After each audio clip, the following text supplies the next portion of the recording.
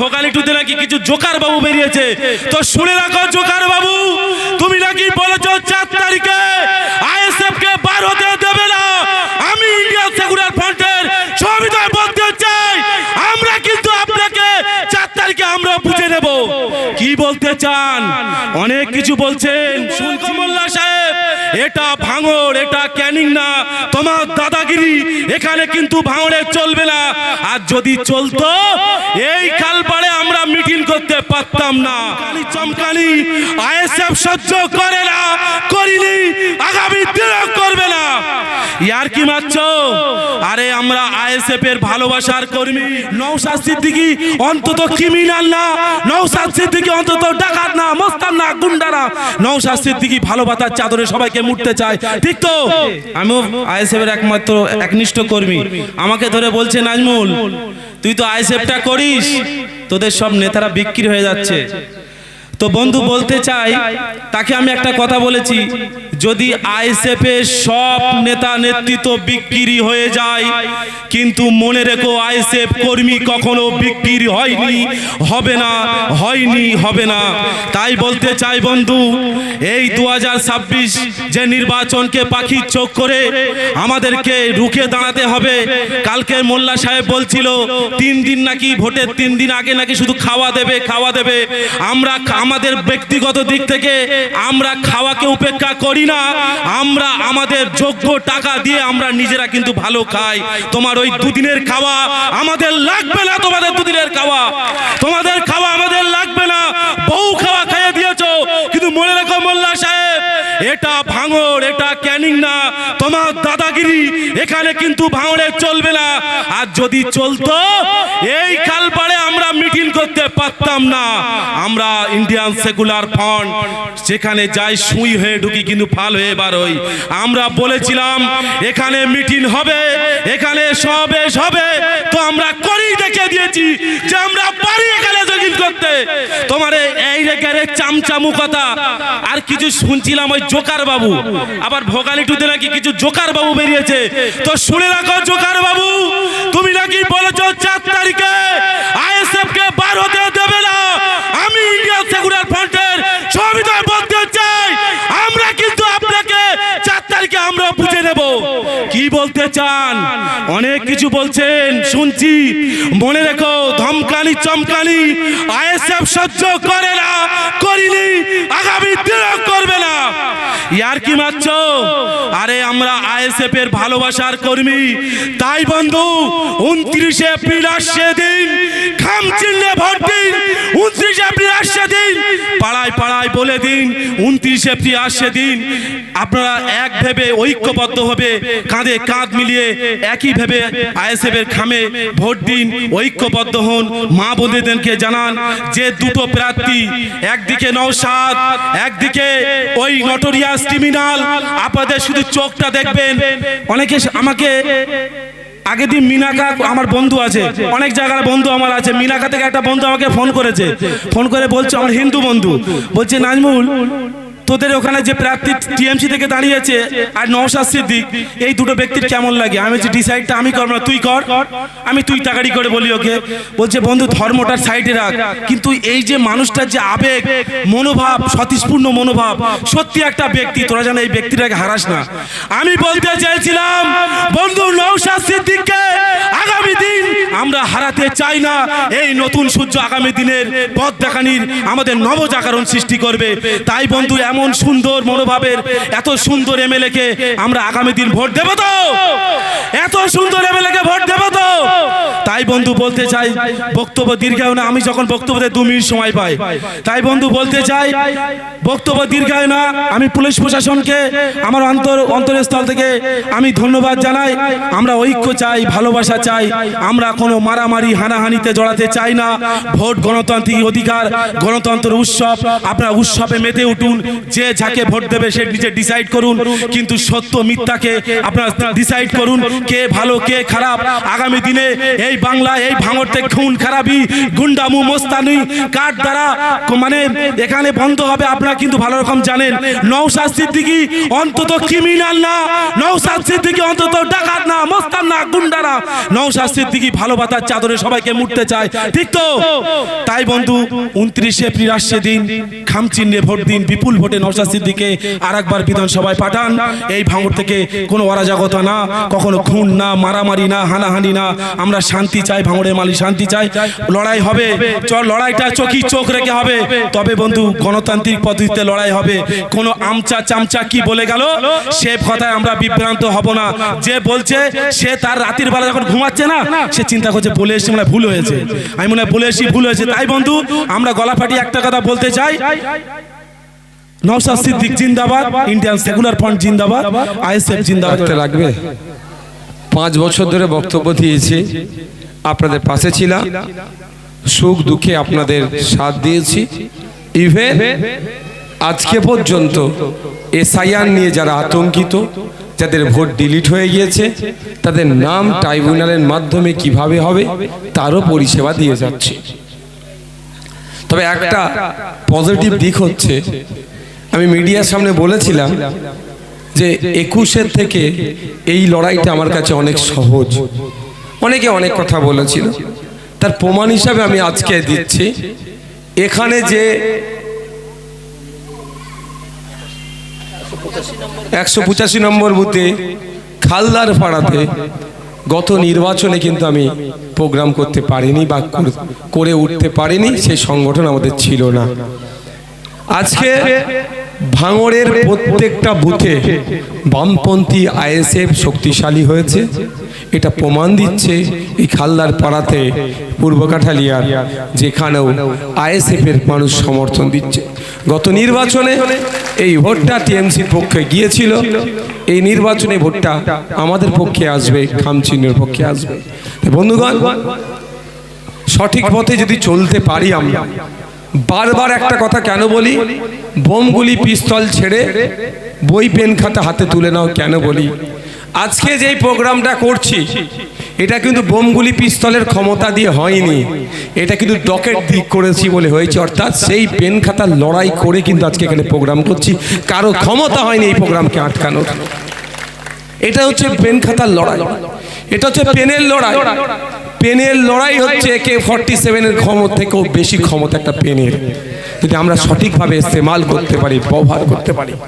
তাই আপনাদের বলবো, সব সময়ের জন্য পেন হাতে তুলে নেবেন, পেনের লড়াইটা করবেন।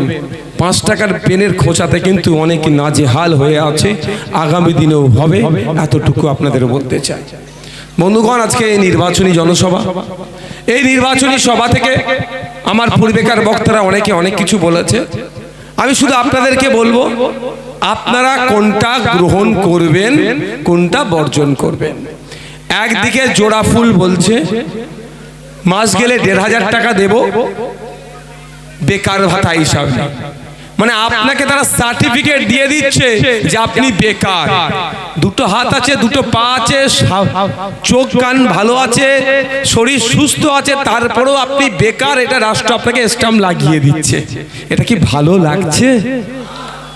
আর আমরা বামপন্থী খামচিহ্ন কি বলছি, 1500 টাকা মাসে নয়, মাস গেলে ন্যূনতম 15 থেকে 22,000 টাকার চাকরির আমরা ব্যবস্থা করে দেব।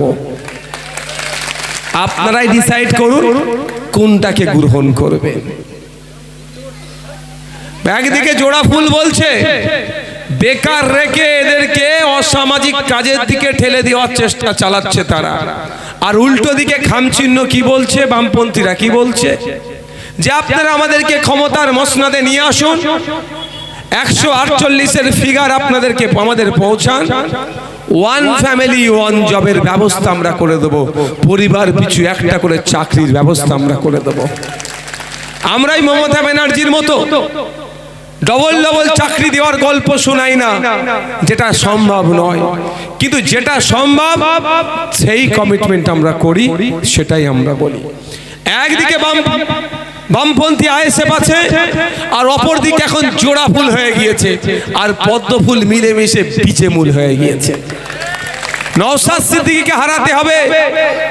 নওশাদ সিদ্দিকী যদি জেতে, তাহলে ওদের যে মানুষকে ভুল বুঝিয়ে ধর্মে ধর্মে জাতে জাতে বর্ণে বর্ণে লড়াই লাগিয়ে যে লুটপাট করে খাচ্ছে সেটা বন্ধ হয়ে যাবে। তাই বিজেপি তৃণমূল মিলে কন্ট্যাক্ট করেছে নওশাদ সিদ্দিকীকে হারাতে হবে। বিজেপি তৃণমূল কেন, যদি আরো কোনো পার্টির সাথে পারে তারা কন্ট্যাক্ট করুক। এই ভাঙড়ের মানুষকে বামপন্থী আইএসএফ মিলে ভাঙড়ের মানুষের দোয়া আশীর্বাদ নিয়ে নওশাদ সিদ্দিকী 50,000 কম করে লিড নিয়ে বিধানসভার মধ্যে যাচ্ছে। দেখি বিজেপি তৃণমূল কিভাবে আটকাতে পারে। কিন্তু এখানে যারা মাইকের আওয়াজ শুনছেন, যদি তৃণমূলের বন্ধুরা শুনেন আমার মাইকের আওয়াজ, তাহলে আপনারা বলুন আপনারা কি চান? যে শওকত সাহেব গোপনে আঁতাত করছে বিজেপির সাথে, এই আঁতাতটাকে আপনারা কেমন ভাবে দেখছেন? যদি মনে করেন এই আঁতাতটা খুবই নোংরা কাজ করেছে, তাহলে আপনাদের বলবো ঝান্ডা কাঁধে নিয়ে ঘুরুন তৃণমূলের, ভোটটা কিন্তু আইএসএফ কে দিয়ে শওকত সাহেবকে যোগ্য জবাব দিন। ভাবতে পেরেছেন? আমি অনেক আগে বলেছিলাম যে বিজেপির প্রার্থী কিন্তু টলমল করছে। ও প্রার্থী হয়তো প্রত্যাহারও করে নিত, চাপে হয়তো করতে পারেনি, কিন্তু এখন একটা তলায় আন্ডারস্ট্যান্ডিং করে নিয়েছে। তবে এই জায়গায় দাঁড়িয়ে বলি, এটা 2021 নয়, 2021 মাথায় টুপি মুখে দাঁড়ি নওশাদ সিদ্দিকী পীর পরিবার থেকে এসেছে, খাম চিহ্ন নিয়ে দাঁড়িয়েছে। ভাঙড়ের অনেক মায়েরা বাপেরা ভোট দেবো কি দেব না, ভোট দেওয়ার পরে কি করবে না করবে, অনেক বামপন্থীরাও কিন্তু সেভাবে আমাদেরকে ভোট দেয়নি। কিন্তু বিগত 5 বছর ধরে জাত ধর্ম বর্ণের ঊর্ধ্বে উঠে শিক্ষা নিয়ে, স্বাস্থ্য নিয়ে, কর্মসংস্থান নিয়ে, এইদিকে লেদার কমপ্লেক্সের বিষয় থেকে শুরু করে, কৃষক থেকে ছাত্র থেকে শুরু করে সরকারি কর্মচারী, এবং যেখানে অন্যায় হয়েছে, যারা অন্যায় করেছে তাদের বিরুদ্ধে, যারা অন্যায়ের শিকার হয়েছে তাদের পাশে থেকে যে লড়াইটা করেছি, আর খামচিহ্নকে সামনে রেখে সংযুক্ত মোর্চার বিধায়ক হয়ে আজকের দিনে ভাঙড়ের অগণিত মানুষ, সে যে কোনো ধর্মেরই হোক না কেন, একটাই কথা, এবার 2021-এর মতো ভুল হবে না, সব ভোট কিন্তু খামে যাবে। উনি ভাবছেন ভাঙড়ের বিজেপির প্রার্থীকে ম্যানেজ করে নিলে ভাঙড়ের আমার নন মুসলিম ভাইরা সবাই নটোরিয়াস ক্রিমিনালটাকে ভোট দেবে। তবে ওদের ওনার ভাবাটা দিতে হবে। যথেষ্ট সচেতন, চোখ কান খুলে চলে, এতটুকু ভালো করে জানে তারা যে বিগত 5 বছর নওশাদ সিদ্দিকী বিধায়ক হয়েছে, হয়তো তারা ভোট দেয়নি, কিন্তু তাদেরও বিপদে আপদে সার্টিফিকেট চাওয়া থেকে শুরু করে কোন রেকমেন্ডেশনের যখনই প্রয়োজন হয়েছে, কে ভোট দিয়েছে না দিয়েছে ওটা গ্রাহ্য না করে তাদেরকেও সমানভাবে আমি পরিষেবা দিয়ে গিয়েছি, তাদের সাথে আমি কোনো বৈষম্য করিনি। সুতরাং এটাও ভালো করে তিনি জানেন, তারা জানে ক্যানিং পূর্বটাকে ধ্বংস করেছে, এবার ভাঙড়টাকে ধ্বংস করতে এসেছে। ওই নটোরিয়াস ক্রিমিনালকে যদি ভাঙড়ে জায়গা দেওয়া হয়, তাহলে ভাঙড়কে ধ্বংস করে ফেলবে। আর এটাও ভালো করে তারা জানে বিগত 5 বছরের বিধায়ক নওশাদ সিদ্দিকীর নামে কেউ 1 টাকা তোলাবাজির অভিযোগ করতে পারেনি, কেউ 1 টাকা দুর্নীতির অভিযোগ করতে পারেনি, কেউ কোনো অপবাদ মিথ্যা অভিযোগ করতে পারেনি। এটা প্রমাণ দিয়ে দিচ্ছি আমার কর্মের দ্বারাই। সুতরাং আগামী দিনে যদি নওশাদ সিদ্দিকীকে জিতিয়ে আনা যায়, একটা জিনিস নিশ্চিন্ত তারা জানে যে দুর্নীতি করবে না, তোলাবাজি করবে না, হিংসা করবে না, এটা তারাও ভালো করে জানে। সুতরাং যারা ভাবছে বিজেপির প্রার্থীকে ম্যানেজ করে নিয়ে এখানে উনি ভোটের বাড়াবেন, অতটা সহজ নয়। এই ভাঙড়ের আপামার মুসলমান, হিন্দু সমাজ, দলিত, আদিবাসী যে সমাজের মানুষ আছে না কেন, আমি গর্বের সাথে বলি ভাঙড়ে রাজনৈতিক মারামারি ঠেলাঠেলি হয়েছে, ভাঙড় মিডিয়ার শিরোনামে ছিল রাজনৈতিক কারণে, কিন্তু আজও পর্যন্ত ভাঙড়ের সম্প্রীতি, ভাঙড়ের ঐক্য, ভাঙড়ের ভ্রাতৃত্ব সারা রাজ্যের মানুষকে ফলো করতে হবে। আজও পর্যন্ত আমরা ভাঙড়ের মানুষেরা একে অপরের প্রতি ধর্মীয় বৈষম্য দেখাইনি, আর দেখাবেও না। তাই যতই নটোরিয়াস ক্রিমিনালটা আমাদের ভাঙড়ের মধ্যে এসে আমরা ওরা বলে বিভাজন তৈরি করতে চাক যাক চাই না কেন, এখানকার ভাঙড়ের হিন্দু মুসলমান নির্বিশেষে ওই নটোরিয়াস ক্রিমিনালটাকে 29 এপ্রিল জবাব দেবে, তাকে খালি হাতে ব্যাপক ভোটে পরাজয় করে আবার তাকে ক্যানিং পূর্বে পাঠিয়ে দেবে। এটা আশা করছি তো নাকি? এবারে মুড সব আলাদা করে নিয়েছে। আজকে আমি গিয়েছিলাম পোলহাট 2 নম্বর অঞ্চলে, ওরে বাবা ভয়ঙ্কর বাবা, সে র্যালি তো আর শেষ করতে পারছিলাম না, টাইম ওভার হয়ে যাবার খাপ। তো যত দিন যাচ্ছে শওকত সাহেব বুঝতে পেরে যাচ্ছে তার হাতটা কোথায় যে দাঁড়াচ্ছে। শওকত সাহেব প্রথম ডায়লগ দিয়েছিলেন 1 লক্ষ ভোটে হারাবো, তারপরে তিনি বললেন 50,000 ভোটে হারাবো, তারপরে তিনি আর বলছেন 20,000 ভোটে হারাবো, আর ইদানিং কালে শুনছি 1টা ভোট হলো আমাকে নাকি হারাবে। তো 1 লাখ থেকে 1 ভোটে নেমেছে। অ্যাকচুয়াল শওকত সাহেব তার দলের লোকেরা তার সাথে কাজ করতে চাইছে না, এই দিয়ে কাজ করাচ্ছে। এরপরেও তাদেরকে বুস্ট আপ করার জন্য এ কথা বলছে আমি 1টা ভোট হলেও জিতবো। তবে শওকত সাহেবের মুখ চোখের দিকে আপনারা তাকিয়ে দেখুন, উনার মুখ চোখ বলে দিচ্ছে উনি হিসাব করছে কত হাজার ভোটে তিনি হারবে। আমি 2021 সালের বিজেপি চলে আসবে, এনআরসি করে তাড়িয়ে দেবে, এই একটা আতঙ্কে ভাঙড়ের মায়েরা, ভাঙড়ের বাপেরা আমাকে একটু কম ভোট দিয়েছিল, 26,000 লিড পেয়েছিলাম। আজকে 2026 ভাঙড়ের মায়েদের, ভাঙড়ের বাপেদের ভরসা আস্থা বিশ্বাসকে আমি নষ্ট করিনি।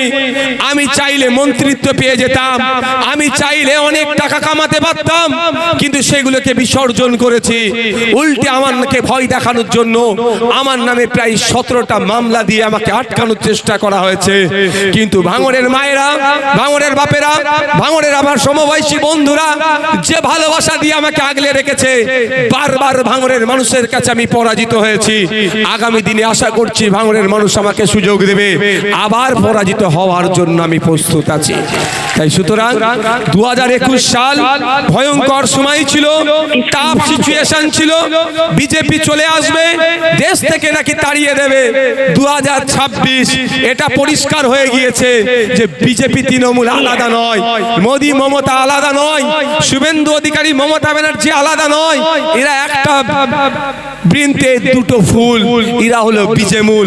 এটা এতক্ষণ রাজ্য স্তরে দেখতাম, এবার আমার ঘরের কানাচি দেখে ফেললাম তৃণমূল আর বিজেপির প্রার্থীর গোপন বৈঠক এটা প্রমাণ করে দিচ্ছে। গোপন বৈঠক চলছিল, ক্যামেরায় পরে এসেছে, যখন ক্যামেরায় ছবি এসে গেছে, অন্যজন যখন ছবিটা তুলে নিয়েছে এটাকে ধামাচাপা দেওয়ার জন্য, তখনই নাটকটা করেছে।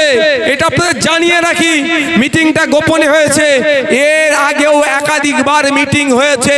আমার সাথে যদি চ্যালেঞ্জ করে, আমি ডেট টাইম ধরে কারা কারা উপস্থিত ছিল সেগুলোও কিন্তু পাবলিক ডোমেইনে বলতে প্রস্তুত আছি। বলতে এর আগেও মিটিং হয়েছে। তো ভাঙড়ের মানুষ বুঝে গিয়েছে যে নওশাদ সিদ্দিকী তাদের হয়ে লড়াই করছে, লড়াই করবে, আগামী দিনেও বিপদ আপদে বুক চিতিয়ে দাঁড়াবে। তাই এবারের মার্জিন আমি কম করে হাফ সেঞ্চুরি হাঁকাবো, তথা 50,000 প্লাস হবে, এটা আশা করছি।